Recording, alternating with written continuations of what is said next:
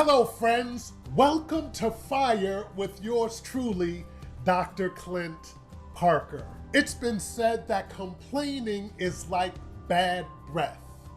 You notice it only when it comes out of someone else's mouth and not your own.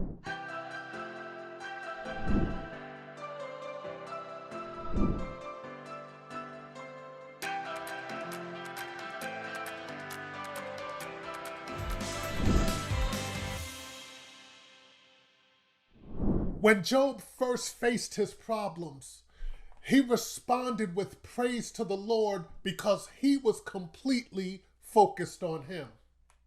However, this time around, friends, it was much different. Job chapter 2, verse 13 says that his suffering was very intense.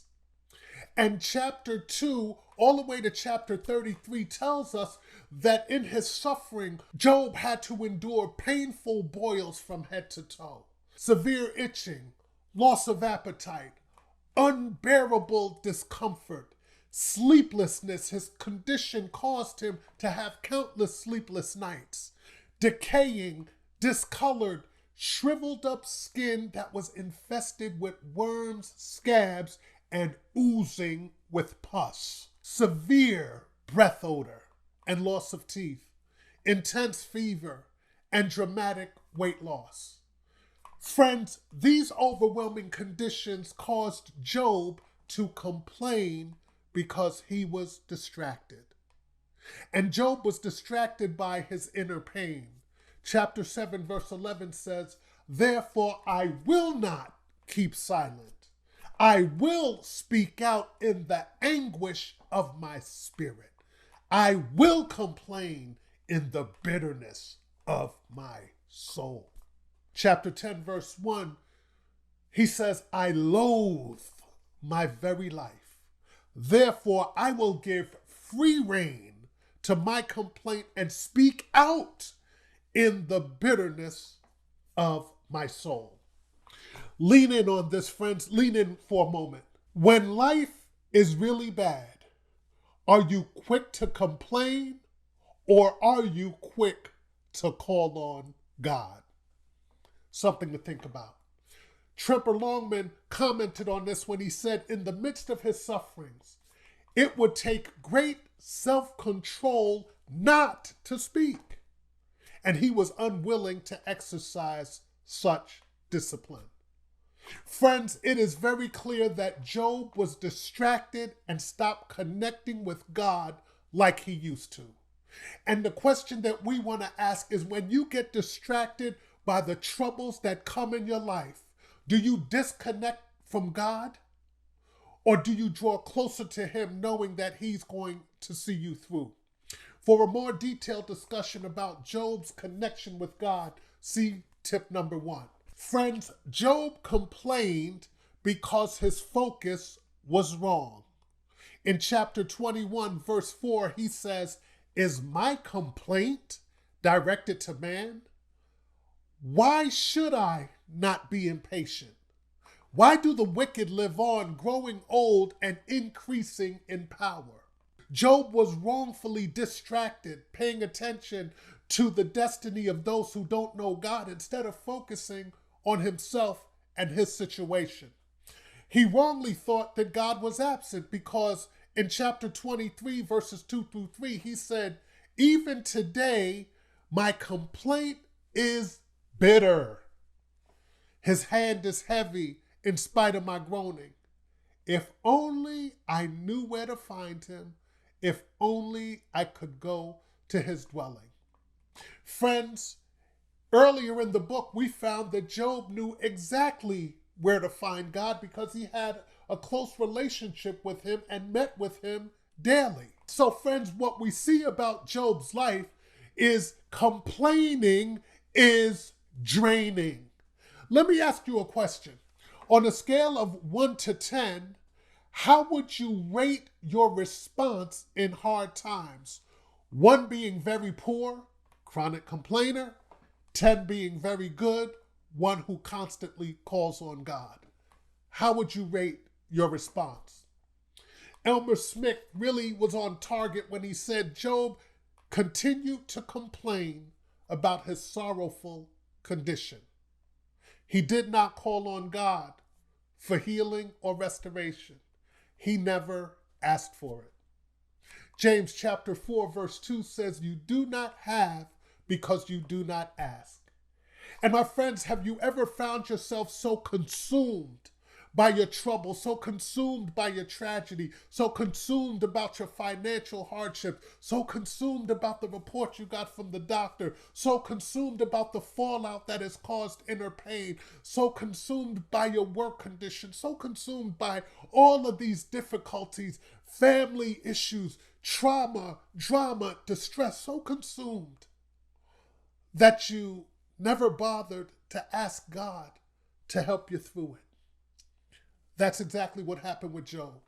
And so, my friends, here we are. Tip number 6, don't complain.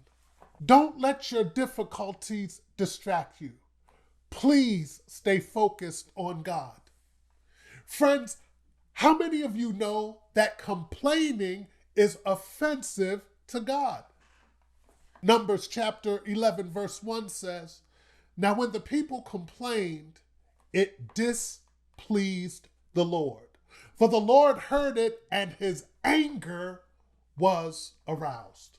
Friends, always remember that complaining is offensive to God. I remember riding an elevator with one other person. It was just me and one other passenger. And this other rider decided to let one go. And man, when I tell you that that smell was so ripe, it was so violent, that smell was so pungent, it was aggressive. It made my stomach do backflips, man. It was so bad I had to just cover my nose. And I said, oh my God. And then I looked at the rider, and of course, the rider didn't look back. They quickly got off at the next floor. And what I found is complaining is like passing gas. You can handle your own when it affects the atmosphere, but when someone else does it, it is highly, highly offensive. So friends, don't complain. Instead, know that God is working on you.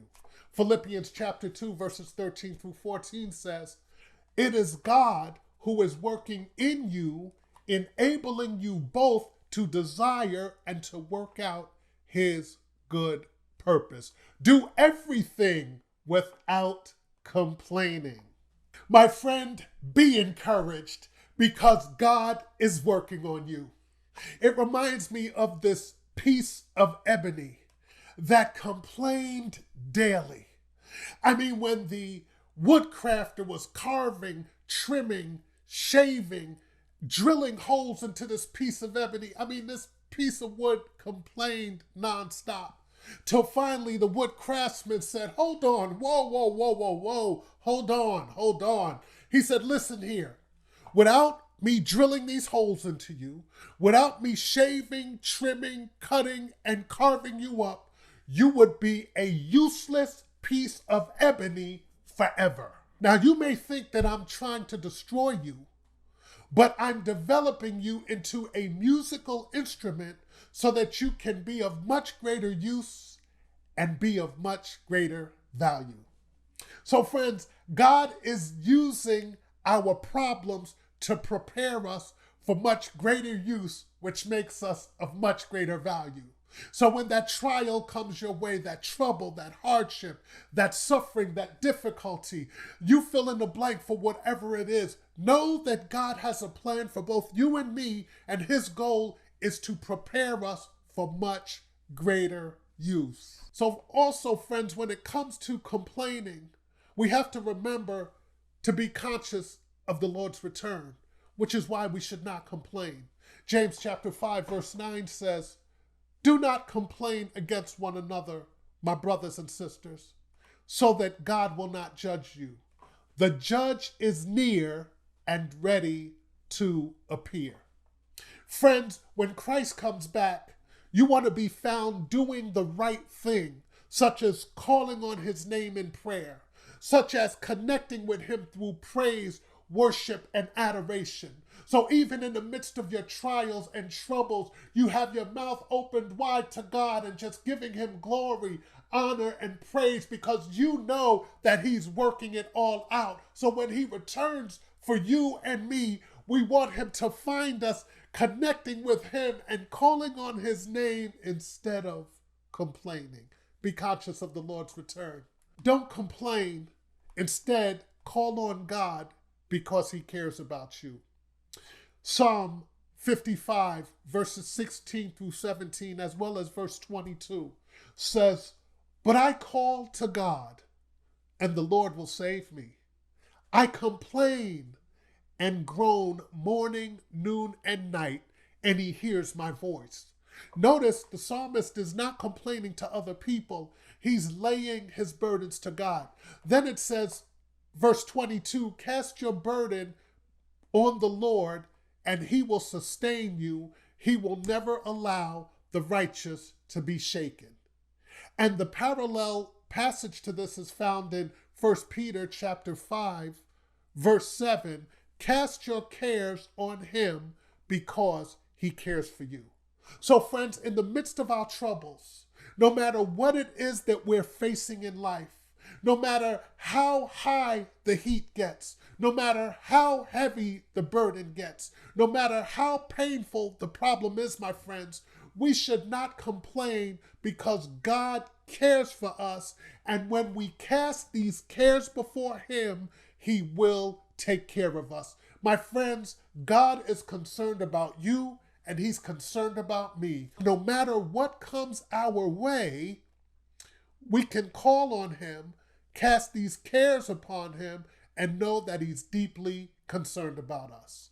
Someone once said, if Christians spend as much time praying as complaining, my gracious, they would soon have nothing to complain about. Friends, my prayer is that you and I are never distracted by our difficulties, but that we focus our attention on trusting God, who will sustain us, who will keep us, who will comfort us, and who will cover us in the midst of our suffering. Friends, don't complain. Friends, if you got heartburn, or you felt your fire ignited afresh because of God's word, please like, subscribe, and share. Please help us spread the fire. And if you have any questions, any thoughts, any requests for future studies, please hit the comment section below. And for those who want to dig deeper in the book of Job, my recommended resources for beginners, intermediate, and advanced students are listed below. And until we meet again, keep the fire burning!